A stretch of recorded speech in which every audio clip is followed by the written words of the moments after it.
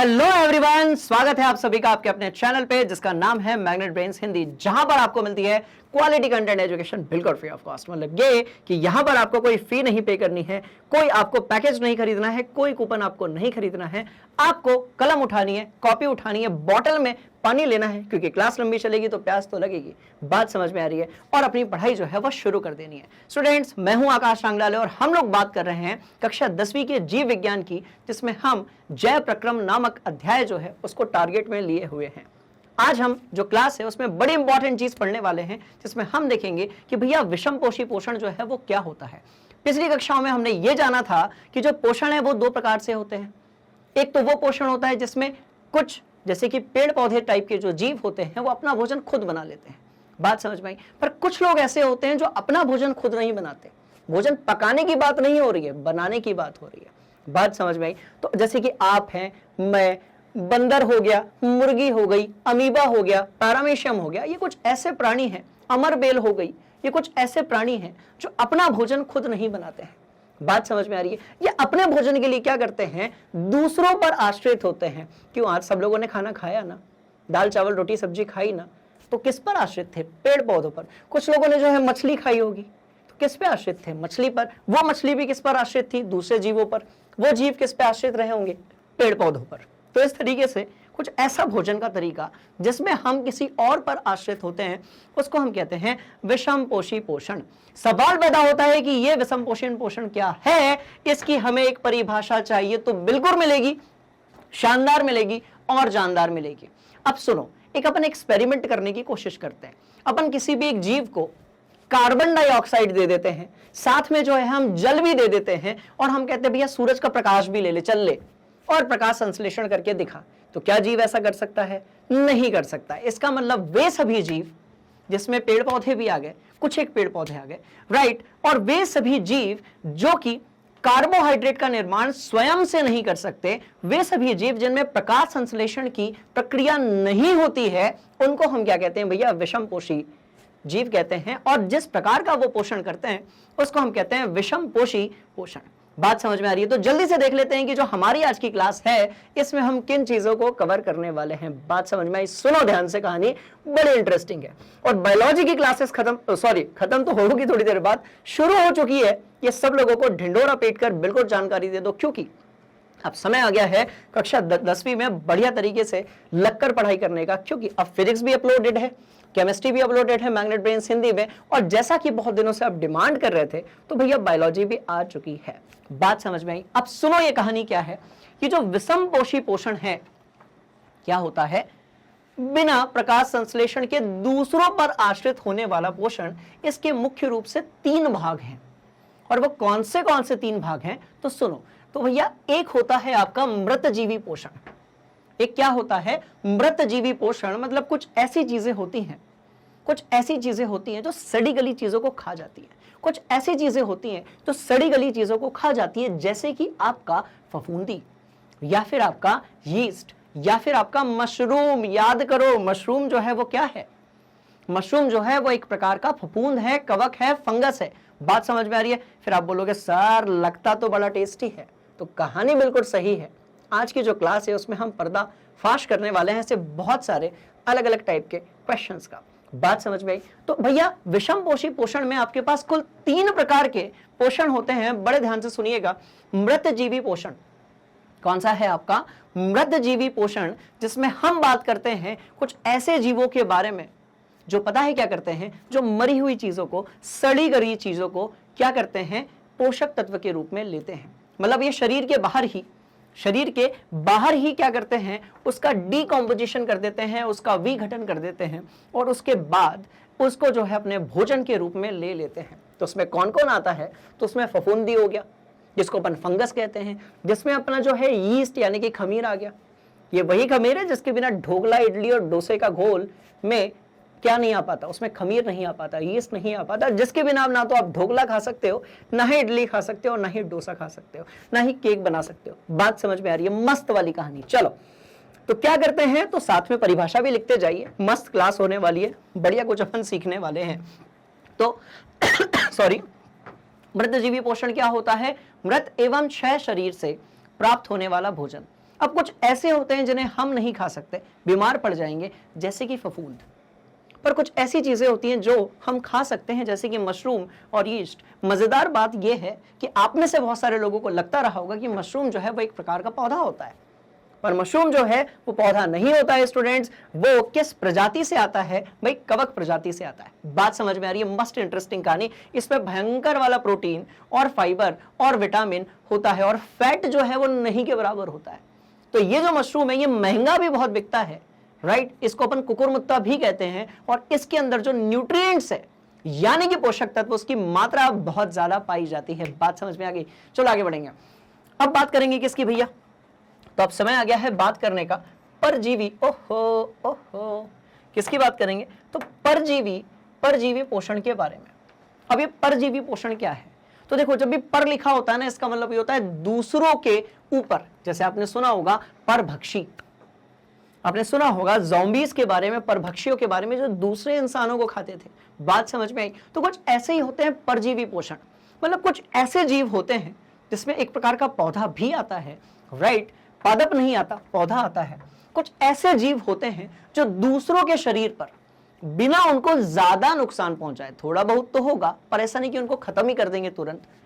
कुछ ऐसे जीव होते हैं, कुछ ऐसे जीव जंतु होते हैं जो दूसरों के शरीर पर बिना उनको मारे, नुकसान तो पहुंचाते हैं पर बिना उनको मारे उनके शरीर से पोषक तत्व क्या करते हैं? गेन करते हैं। याद करो, बचपन में छोटे बच्चे क्या बोलते हैं भैया? याद करो, पेट में दर्द हो रहा है तो क्यों हो रहा है? तो उनके पेट में ज्यादा मीठा खाने के कारण बहुत सारे कृमि जैसे कीड़े हो जाते हैं, जिसके कारण उनको जो है खुजलाहट भी होती है। इसका मतलब ये हुआ कि उनके पेट में कृमि हो गई है, उनके पेट में फीता कृमि नहीं, कृमि हो गई है, और वो जो कृमि है वो क्या कर रही है?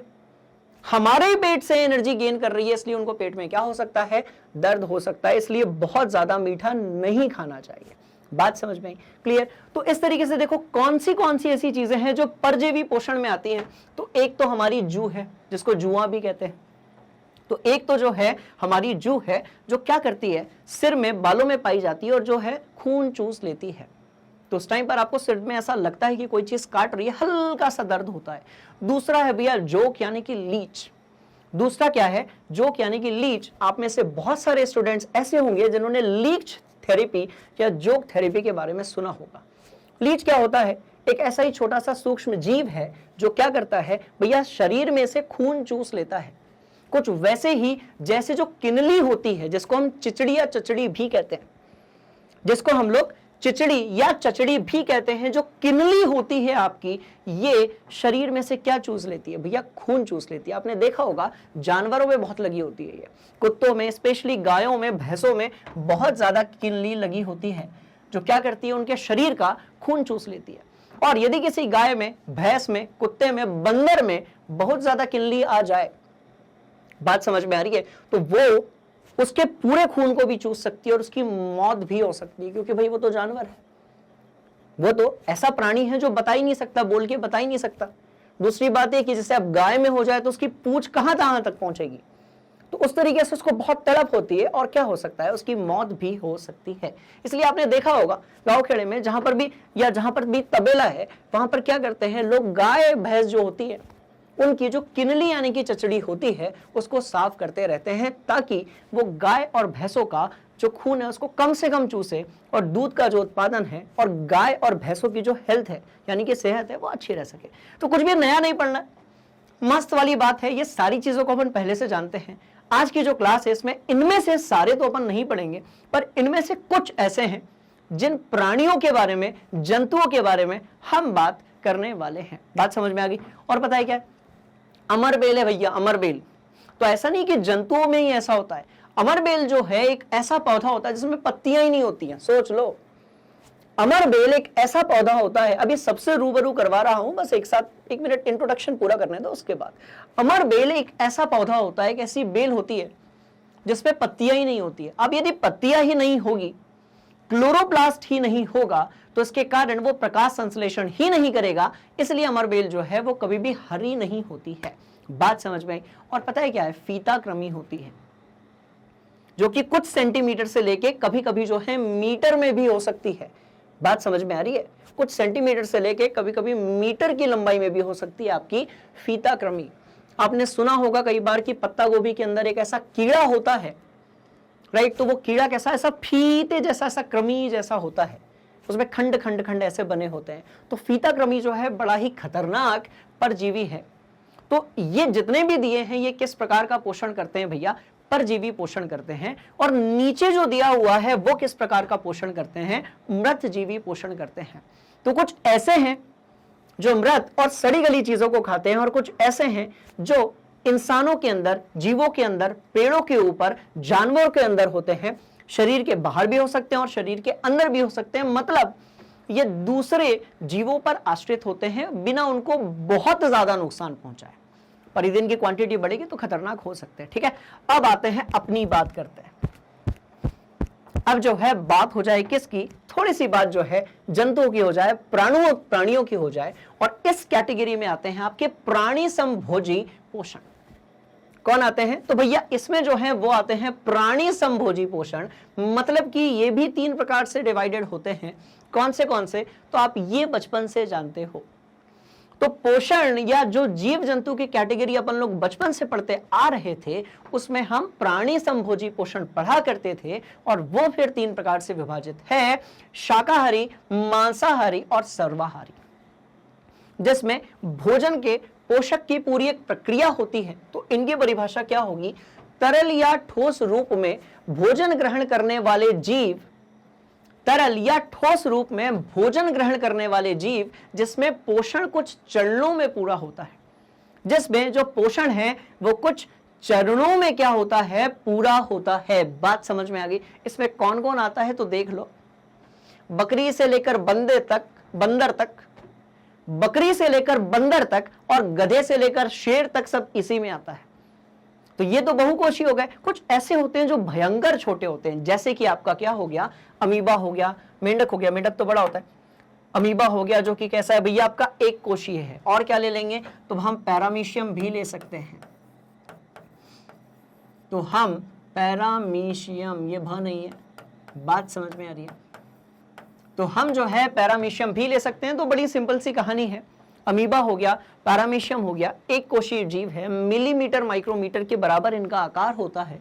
तो ये जितनी चीजें हैं इनमें से कुछ सॉरी शाकाहारी है, कुछ मांसाहारी है और कुछ जो है आपकी कैसी है भैया? सर्वाहारी है। बात समझ में आ गई? मस्त वाली ये कहानी है। तो ये जो पूरा क्लासिफिकेशन है, ये जो पूरा विभाजन है, ये जो अलग अलग प्रकार के जो क्या दिए हुए हैं भाई आपके जीव जंतु पेड़ पौधे दिए हुए हैं, ये सब किस में आते हैं? तो ये आते हैं अपने विषम पोषी पोषण में, क्योंकि ये प्रकाश संश्लेषण नहीं कर सकते। आप इनको लाख चाहे पानी दे दो, कार्बन डाइऑक्साइड दे दो, सूरज ऐसा पास में लाकर दे दो, इनकी बॉडी के अंदर क्लोरोफिल भी नहीं होता है, इसलिए प्रकाश संश्लेषण होने का सवाल ही नहीं पैदा होता है। आप सोचो, यदि जंतु कोशिका के अंदर क्लोरोफिल होता तो हम सब हरे हरे कैसे दिखते? हल्क के जैसे दिखते। बात समझ में आ रही है? इंटरेस्टिंग ये कहानी है। स्टार्ट करते हैं आज की क्लास। चलिए भैया, तो बात होगी किसकी? विषम पोषी पोषण की। मतलब ये जो अपना भोजन खुद नहीं बना सकते, पकाने वाले को बना सकते, मत समझना आप लोग, अपना भोजन खुद नहीं बना सकते, दाल चावल खाते हैं, भैंस बकरी खाते हैं। बात समझ में आ रही है? जितनी अलग दूसरों पर आश्रित होने वाले लोगों को हम कहते हैं विषम पोषी जीव, और जिस प्रकार का वो पोषण करते हैं उसको हम कहते हैं विषम पोषी पोषण। कहानी समझ में आ गई? शुरुआत करते हैं आज की क्लास की। कुछ भी नया नहीं है, और जिन चीजों के बारे में मैं बात कर रहा था वो अब आपके सामने है। देखो, फफूंद लगी हुई है, फंगस लगी हुई है, ध्यान से देखो। ये देखो कवक यानी कि आपका जो है मशरूम है। पड़ोस में देखो, देखो पीले कलर की दिख रही है कि नहीं दिख रही है? अमरबेल, अमरबेल जो है वो आपके पीले कलर की दिख रही है। आपको एक को पत्ती नहीं दिख रही होगी अमरबेल पे। ये पता है क्या करती है? ये तनों में ऐसे लिपट जाती है। अमरबेल जो होती है वो जिस पौधे के ऊपर आती है, बात समझ में आ रही है, उस पे ऐसे लिपट जाती है और उसी से पोषक जो है वो लेती है। क्लोरोफिल ना होने के कारण इसका जो रंग है वो हरा नहीं होता है, वो पीले कलर का होता है। कभी कभी अमरबेल इतनी खतरनाक हो जाती है, यदि इसकी मात्रा बढ़ जाए तो वो पौधा, जिस पौधे पर अमरबेल चली जाए वो पौधा भी मर सकता है, खराब हो सकता है। पर अमरबेल जो है बात समझ में आ रही है? ये फिर दूसरे पौधे पे चली जाती है, इसलिए अपन इसको कहते हैं अमर बेल। इंटरेस्टिंग कहानी है कि इसका एक नाम जो है वो आकाश बेल भी है। बात समझ में आ रही है? चलिए भैया अपन आगे बढ़ेंगे। अब यहां पर आपको क्या दिख रहा होगा? यहां पर आपको दिख रही होगी क्या? तो जू कौन सी वाली है? ये वाली है। तो ये दिख रही होगी आपको लीच, ठीक है, लीच नहीं, किनली। ये क्या दिख रही होगी आपको? लीच तो इधर है, किनली। इसको अपन कहते हैं किनली या चचड़ी कहते हैं अपन इसको। ये पाई जाती है किसमें? भैंसों में, बंदरों में, गायों में, कुत्तों में, जो उनका खून चूसती है। और इसको तो आप जानते ही हो, जू है ये। भले ही लोगों के सिर में जो है जू हो या ना हो, पर इसको टारगेट कर करके जो तेल बनाने वाली कंपनियां हैं, बात समझ में आ रही है, वो इतना विज्ञापन करती है और इतना पैसा कमाती है, उनको लगता है कि वो जू खत्म ही कर देंगी लोगों से। इंटरेस्टिंग कहानी यह है कि बच्चों में, स्कूल जाने वाले बच्चों में जो जू है उसकी मात्रा ज्यादा पाई जाती है, क्योंकि वो अलग अलग बच्चों से मिलते हैं जहां से ये चीज ट्रांसफर हो सकती है। और इसको देखो भैया, ये है हमारी लीच यानी कि जोक। पता है, लीच थेरेपी में जोक को अपन उपयोग करते हैं, शरीर के ऊपर छोड़ देते हैं और वो खून को चूसना चालू कर देती है। वो क्या करती है? खून को चूसना चालू कर देती है। पर यदि किसी शरीर के अंदर बहुत ज्यादा खराब खून है, खराब ब्लड है, तो उसको यदि वो चूस लेगी तो उससे क्या होगा? उसके शरीर के अंदर का खराब जो ब्लड है वो कैसा होगा भाई? बाहर निकल जाएगा। और पड़ोस में देखो, फीता जैसा आपको दिख रहा होगा, ये है आपकी फीताकृमि। बात समझ में आ रही है? ये शरीर के अंदर पाई जाती है। तो ये क्या है भाई? फीताकृमि है। कहां पाई जाती है? शरीर के अंदर। ये जो है शरीर के बाहर, शरीर पर, और ये तो आपके फंगस हो गए और ये खेतों में पाया जाता है। इसके बारे में तो कहानी भी यह है कि जब बिजली कड़कती है, राइट, तो मशरूम जो है उसका आकार बढ़ता है और उसका जो है क्या होता है भैया? पोषण होता रहता है। बात समझ में आ गई? ठीक है। तो बाकी सभी जो है, अच्छा इंटरेस्टिंग कहानी क्या है? ये जो ऊपर के 3 दिख रहे हैं ना आपको, फफूंदी हो गया, कवक हो गया, मशरूम हो गया आपका, ये सब कवक फैमिली के हैं, ठीक है। और 1, 2, 3, 4, 5, 6 और 7 ये सब जो है किस में आते हैं? जीवों में आते हैं, जीव जंतुओं में आते हैं। पर जो आपकी अमरबेल है वो पादपों में आती है। बात समझ में आ रही है? इंटरेस्टिंग ये कहानी है। बढ़ते हैं आगे और देखते हैं कि भैया विषम पोषी पोषण जो है उसमें आज हम क्या क्या पढ़ने वाले हैं। ठीक है, अब देखो क्या बात हो रही है, देखें तो जरा क्या बात हो रही है। पक्का समझ में आ रहा है कि नहीं आ रहा है? मेरे को कमेंट बॉक्स में बिल्कुल बताइएगा। क्लास 10th की बायोलॉजी बड़ी इंपॉर्टेंट है, बड़ी आसान है और बड़ी धमाकेदार है। तो अपन एक भी टॉपिक स्किप नहीं करेंगे, हर एक टॉपिक को डीप में पढ़ेंगे, बढ़िया से पढ़ेंगे और उसके बाद अपन ऐसा पढ़ेंगे कि कोई भी क्वेश्चन यदि आप लोगों से पूछ लिया जाए तो वो आपको बनना चाहिए। हम बहुत सारे क्वेश्चंस भी लगाएंगे, बहुत सारे हम एनसीईआरटी सॉल्यूशंस भी करेंगे, मतलब सारे ही करेंगे। कैसे करेंगे, उसके लेक्चर्स आपको कहां पर मिलेंगे, ये सब कुछ इस क्लास के बाद मैं आपको बताने वाला हूं। इसलिए बड़े ध्यान से मेरी क्लास और मेरी बात लास्ट तक देखिएगा और सुनिएगा। बात समझ में आई? चलो, प्रत्येक जीव अपने पर्यावरण के अनुकूलित है, सीधी सी बात है भैया। इस पूरे दुनिया में प्रकृति ने इंसान, भेड़, बकरी, गधा, बंदर, उल्लू, शेर, चीता, मेंढक, अमीबा, पैरामीशियम, युग्लिना, हाइड्रा, जू, किनली, पैरामीशियम, कितनी चीजें हैं। सबका भैया साइज अलग है, सबका भैया आकार अलग है, इसलिए सबका जो पोषक तत्व लेने का तरीका है वो भी कैसा है? अलग है। बात समझ में आ रही है? बट सबसे जो यूनिक तरीका है वो मनुष्यों का है। सबसे ज्यादा जो यूनिक तरीका है पोषक तत्वों को लेने का वो कैसा है भाई? मनुष्यों का है।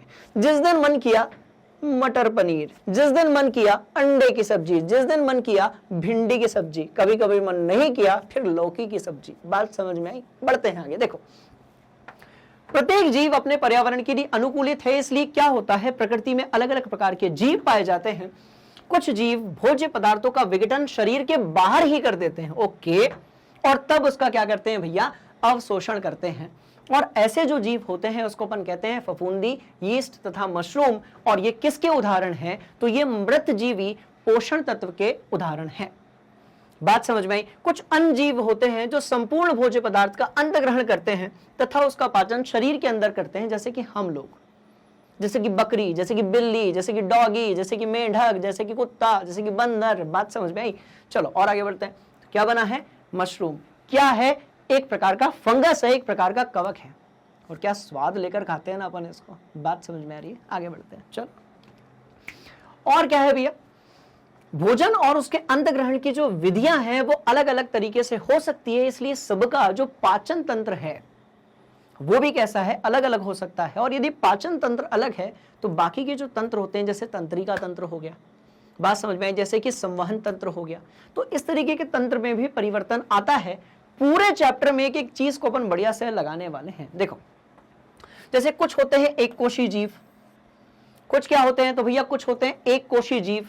पता है ये क्या करते हैं, संपूर्ण भोजन सतह से ही ले सकते हैं, जैसे कि अमीबा हो गया, जैसे क्या हो गया आपका पैरामीशियम हो गया। अब अमीबा और पैरामीशियम का कोई मुंह वगैरह तो होता नहीं है, तो कैसे वो मुंह वगैरह बनाते हैं इसको भी अपन समझने की अभी कोशिश करेंगे। बात समझ में आ गई, चलो इसको मिटाते हैं यहां से।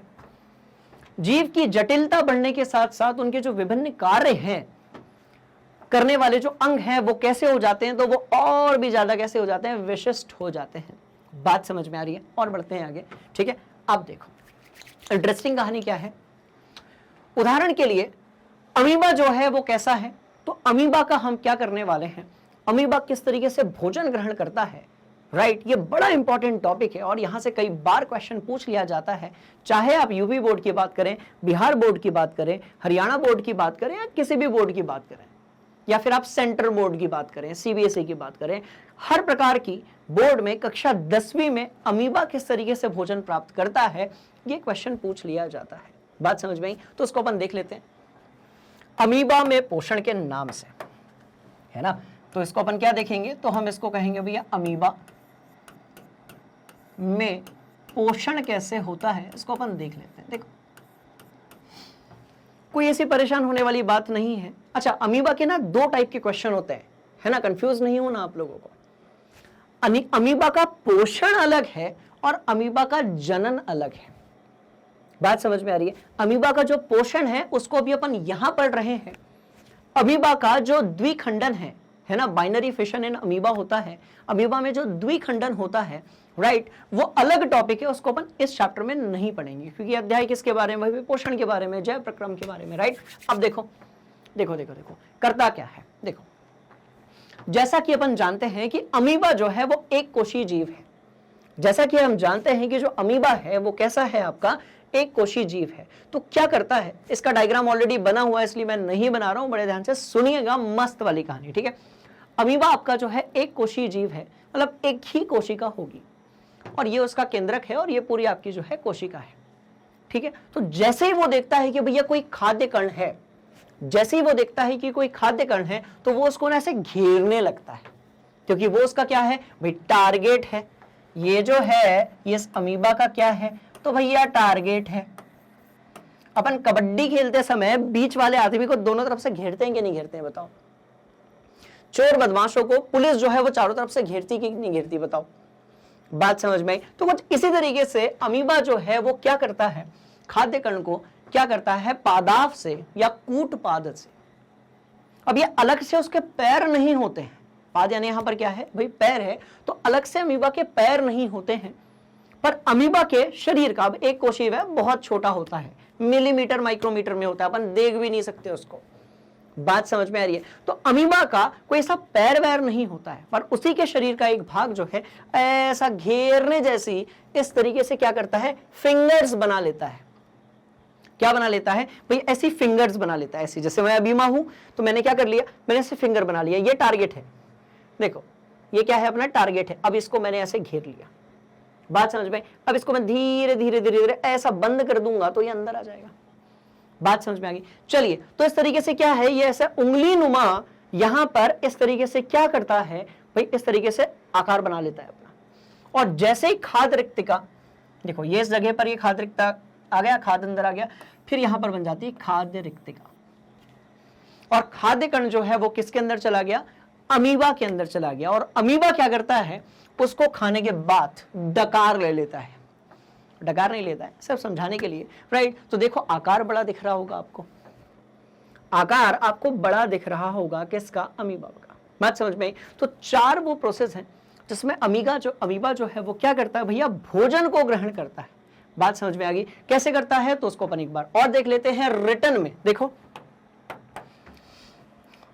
क्या करता है, इसमें भैया प्रवर्ध होते हैं। अब ये प्रवर्ध क्या होते हैं, तो इसी को अपन बोलते हैं पादाप यानी कि कूटपाद। अलग से पैर नहीं होते हैं अमीबा के, मैं बार बार बता रहा हूं, बहुत छोटा प्राणी है, एक कोशीय है। सिर्फ एक कोशिका किस तरीके से उस भोजन को, जो कि एक भोजन का कण है, बहुत ही ज्यादा छोटा है, उसको टारगेट कर रहा है, वो अपन देख लेते हैं। ध्यान से देखिए, तो अमीबा कोशिकीय सतह से अंगुली जैसे अस्थायी प्रवर्त की मदद से भोजन क्या करता है भैया, ग्रहण करता है। बोलो यस सर, कोनो दिक्कत वाली बात नहीं, समझ में आ गया, घेर लिया उसने भोजन को। चलो, यह प्रवर्त भोजन के कणों को घेर लेते हैं तथा संगलित होकर खाद्य रिक्तिका बनाते हैं। तो क्या बन गई, खाद्य रिक्तिका बन गई। इसके बाद क्या होता है, खाद्य रिक्तिका के अंदर जटिल पदार्थों का विघटन सरल पदार्थों के रूप में होना चालू हो जाता है। खाद्य रिक्तिका के अंदर जटिल पदार्थ का, देखो ये जो भोजन के कण होते हैं ना, ये जटिल पदार्थ होते हैं। यदि हम बायोकेमिस्ट्री के हिसाब से देखें, तो यदि हम जीव रसायन के हिसाब से देखें, तो ये क्या होते हैं, ये जटिल पदार्थ होते हैं।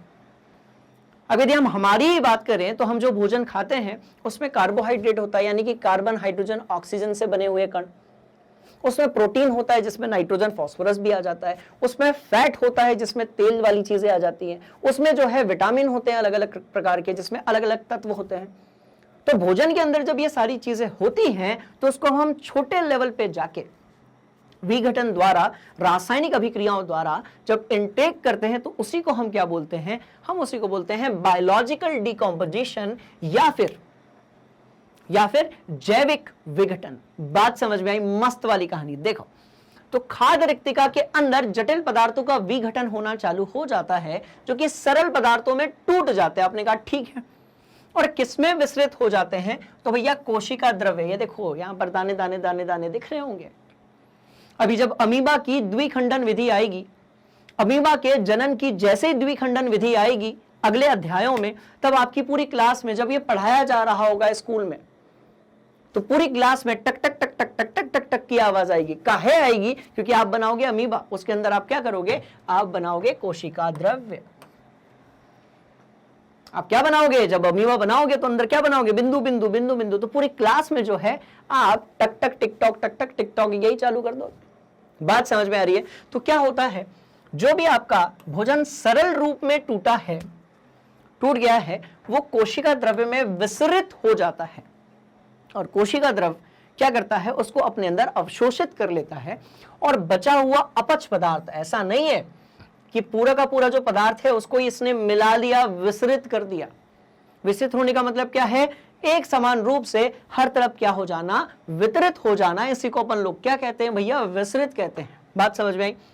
बचा हुआ जो अपच पदार्थ है वो कोशिका की सतह की ओर गति करता है तथा शरीर से बाहर निष्कासित कर दिया जाता है। ओके, मतलब कि उत्सर्जन जो है वो अमीबा में भी होता है। अंतर सिर्फ क्या है, बात समझ में देखिएगा, कि दूसरे जो जीव जंतु जिसमें आप, हम, मेंढक, बकरी सब आ गए, इनमें ये बड़े रूप में होता है। अमीबा में यही जो चीज होती है, कैसी होती है भैया, छोटे रूप में होती है। मतलब अमीबा ने भोजन के कण से भोजन ले भी लिया, जो अपशिष्ट पदार्थ था उसको क्या कर दिया, उत्सर्जन तंत्र के बाहर से, उसकी जो कोशिका की सतह है उसके माध्यम से क्या कर दिया भैया, बाहर कर दिया। कहानी समझ में आई। तो इस तरीके से हमने अमीबा का जो भोजन तंत्र है उसको देख लिया, पाचन तंत्र जो है उसको अपन ने देख लिया। हमने सिर्फ उसके पाचन और पोषण की बात की, बाकी चीजों की बात हमने अभी नहीं की है। वो हम दूसरे अध्याय में जैसे जैसे टॉपिक्स आते जाएंगे हम उसको करते जाएंगे। बात समझ में आ गई है ना, इंटरेस्टिंग कहानी। चलो नोट कर लो स्टूडेंट्स। इसी तरीके से जो है पैरामीशियम का भी है, उसको भी अपन समझने की कोशिश करते हैं, पर उससे पहले कुछ इंटरेस्टिंग कहानी आप लोगों के सामने पेश की जा रही है। क्यों ना इनको और इधर वालों को थोड़ा सा जो है डीप में पढ़ लें। बात समझ में आई। चलो बढ़ते हैं आगे। ये तो नोट कर ही लिया है आपने, बोला यस सर। बढ़ते हैं आगे। कुछ मृत जीवी यानी कि कवकों की बात करते हैं, कुछ मृत जीवी जीवों की बात करते हैं, जिसमें मशरूम है, फफूंदी है और यीस्ट है। और ये किस प्रकार से अपना भोजन ग्रहण करते हैं ये पहले ही मैंने लिख लिया हूं, क्योंकि आपका समय भी तो बचाना है, बहुत सारा पढ़ना है आप लोगों को। बात समझ में आ रही है तो उसको अपन देख लेते हैं। मस्त वाली कहानी देखो। मशरूम एक प्रकार का फंगस है, जैसा कि हम लोग जानते हैं, जिसे खाया जा सकता है। इंटरेस्टिंग, आप खाए पर फोकस करो, ऐसा नहीं है। मशरूम जो है एक प्रकार का फंगस है जिसे खाया जा सकता है। तो बात समझ में आ रही है आप लोगों को? बड़ी ही सिंपल सी ये कहानी है कि मशरूम एक ऐसा फंगस है जिसे खाया जा सकता है। अब देखो और किसकी बात करेंगे, तो भैया फफूंदी की बात करेंगे। ये भी कवक जाति में आते हैं, जो कि संसार के कचरे की सफाई करते हैं। जो कि संसार के कचरे की क्या करते हैं, तो भैया सफाई करते हैं। अब सफाई कैसे करते हैं, तो एक बात बताओ, मस्त वाली ये कहानी है। जितनी भी चीजें सड़ करके खराब हो जाती है, उसको ठिकाने कौन लगाता है, तो फफूंदी होती है।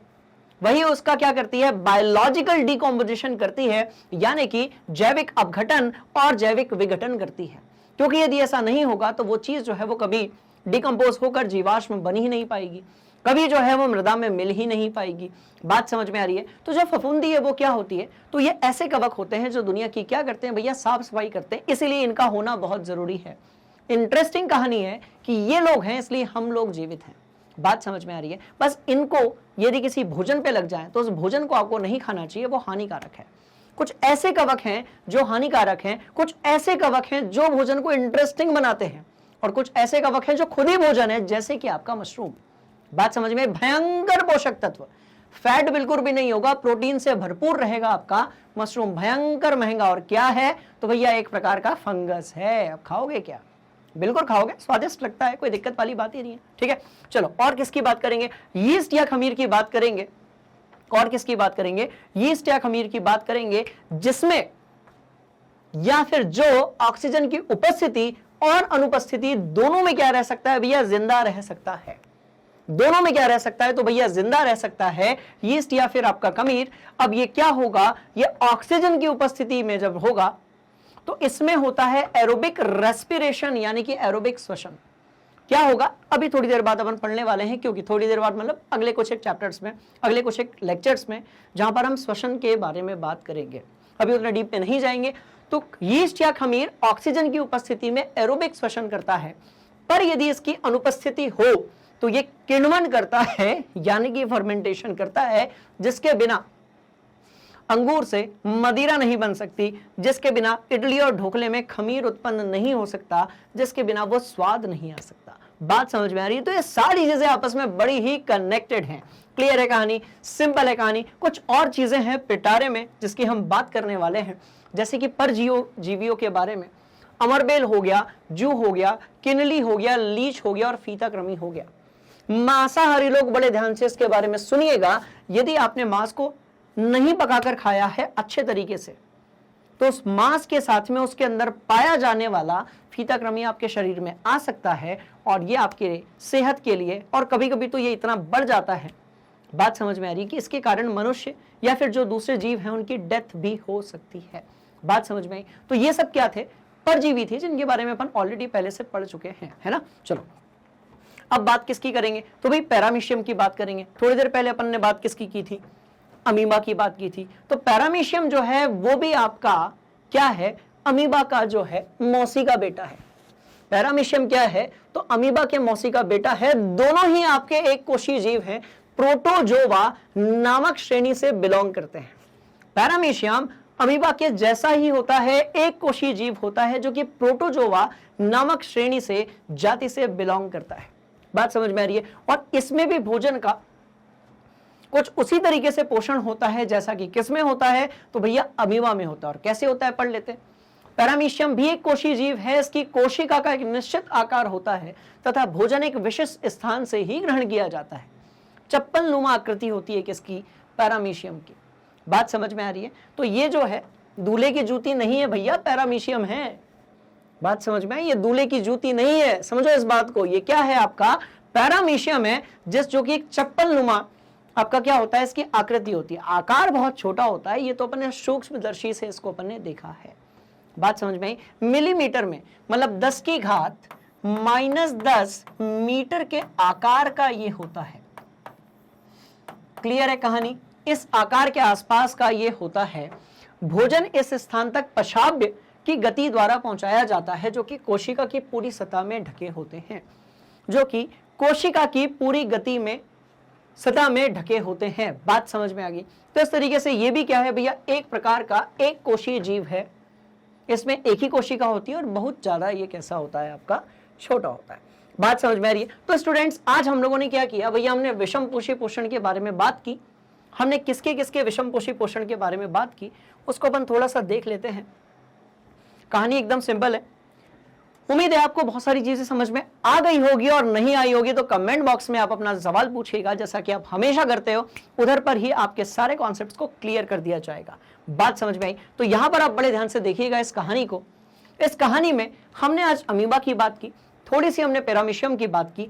अगली जो क्लास होगी उसमें हम बात करेंगे एक भयंकर खतरनाक प्राणी के बारे में जो कि पूरी दुनिया पर राज करता है।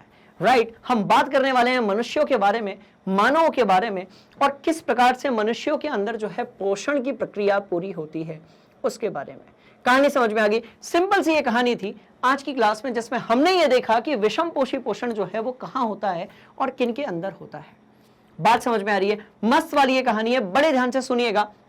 अब अगली जो क्लास है उसमें हम मानव के पोषण की बात करेंगे, जहां से बहुत सारे क्वेश्चंस पूछ लिए जाते हैं इस चैप्टर में। क्लियर है कहानी? अब सवाल पैदा होता है, सर वो क्लासेस हमको कहां मिलेगी? एक तो जैसे कि आप YouTube पे ये क्लास देख रहे हो आपको प्लेलिस्ट में मिल जाएगी, और यदि वहां आपको नहीं मिल रही है तो मत होइए परेशान, सुनिए मेरी बात बड़े ध्यान से। आपको क्या करना है भैया, आपको या तो प्ले स्टोर पे जाना है और मैग्नेट ब्रेन सर्च करना है, या फिर आपको गूगल में जाना है और मैग्नेट ब्रेन सर्च करना है। जैसे ही आपने किया सर्च, आपके सामने पूरा का पूरा यूनिवर्स होगा, किसका? शिक्षा का। आपके सामने जो है अच्छी क्वालिटी एजुकेशन का पूरा पिटारा होगा, खजाना होगा। अब देखो सब कुछ अवेलेबल है। इंग्लिश मीडियम वाले हो तो नर्सरी से लेकर 12वीं तक, CUET, UP board, Hindi medium वाले हो तो 7वीं से लेकर 12वीं तक सभी विषय जो हैं वो यहाँ पर क्या होंगे? अवेलेबल होंगे। क्या कष्ट करना है भैया, आपको जो भी विषय पढ़ना है उस पर क्लिक कर दीजिए। सबसे पहले तो जिस क्लास के बारे में आपको पढ़ना है उस पर आप क्लिक कर दीजिए, ठीक है? अच्छा, एक और चीज, NCERT एग्जाम्पलर्स बड़े इंपॉर्टेंट क्वेश्चन होते हैं जहां से परीक्षाओं में पूछ लिया जाता है। सामान्यतः ये YouTube पर अवेलेबल नहीं होता है। मैं ये नहीं कह रहा कि होता ही नहीं है, होता है, पर बहुत कम कंटेंट गिवन होता है। किसके बारे में? एग्जाम्पलर के बारे में। इसके भी सारे वीडियोस को हम लोगों ने बढ़िया तरीके से कवर किया हुआ है, ध्यान से सुनिएगा। तो अब आप जिस कक्षा में हो वहां पर जाकर क्लिक कर दीजिए। मान लेते हैं कि आप कक्षा 10वीं में हैं, कक्षा 10वीं में आपने क्लिक किया, इस तरीके से सभी विषय आ जाएंगे।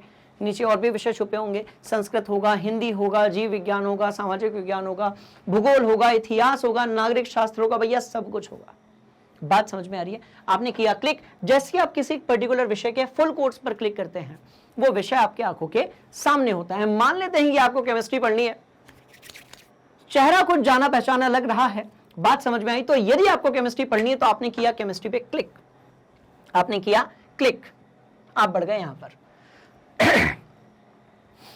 अब यहां पर क्या होगा? हर चैप्टर को लेकर complete chapter revision topic wise, जो कि अभी अपन बायोलॉजी के लिए पढ़ रहे हैं, NCERT सॉल्यूशन, क्रियाकलाप से लेकर एक्टिविटीज तक, प्रीवियस ईयर से लेकर मोस्ट इंपॉर्टेंट क्वेश्चंस तक, MCQ से लेकर एग्जाम्पलर क्वेश्चंस तक, वैल्यू बेस्ड क्वेश्चन से लेकर केस स्टडी क्वेश्चंस तक, डायग्राम से लेकर सब कुछ आपको मिलेगा बिल्कुल फ्री ऑफ कॉस्ट। बात समझ में आ रही है? अब कैसे करोगे? फॉर एग्जाम्पल अब देखो क्या लिखा है, पाठ्यक्रम परिचय, क्या लिखा है, एक लेक्चर। अपन ने किया क्लिक, जैसे आप क्लिक करोगे आपका वीडियो जो है इस तरीके से शुरू हो जाएगा। ऐसे ही फिजिक्स के लिए भी होगा, ऐसे ही बायोलॉजी के लिए भी होगा, ऐसे ही जितने विषय दिए हैं सबके लिए होगा। कोई OTP तक नहीं आने वाला, आप सोचो। बात समझ में आ रही है? तो स्टूडेंट्स इस तरीके से आप सब कुछ एक्सेस कर सकते हैं, क्योंकि आप लोग जुड़े हुए हैं मैग्नेट ब्रेन्स हिंदी के साथ में, जो कि कक्षा 7वीं से लेकर कक्षा 12वीं तक सभी विषय, सभी टॉपिक, सभी बोर्ड्स को कवर करता है बिल्कुल फ्री ऑफ कॉस्ट। अगली जो क्लास होगी उसमें हम बात करने वाले हैं कि मनुष्य में किस तरीके से पोषण होता है, उसके बारे में बिल्कुल भी मिस मत कीजिएगा। सबको इन्फॉर्म कर दो कि बायोलॉजी शुरू हो चुकी है और बड़े डीप में एक एक टॉपिक को अपन निपटाने वाले हैं, घबराने वाली कोई बात नहीं है। बात समझ में आ गई? तो मिलते हैं अगली क्लास में, तब तक के लिए आप मैग्नेट ब्रेन्स हिंदी को लाइक कीजिएगा, शेयर कीजिएगा और सब्सक्राइब कीजिएगा। Thank you so much. जय हिंद।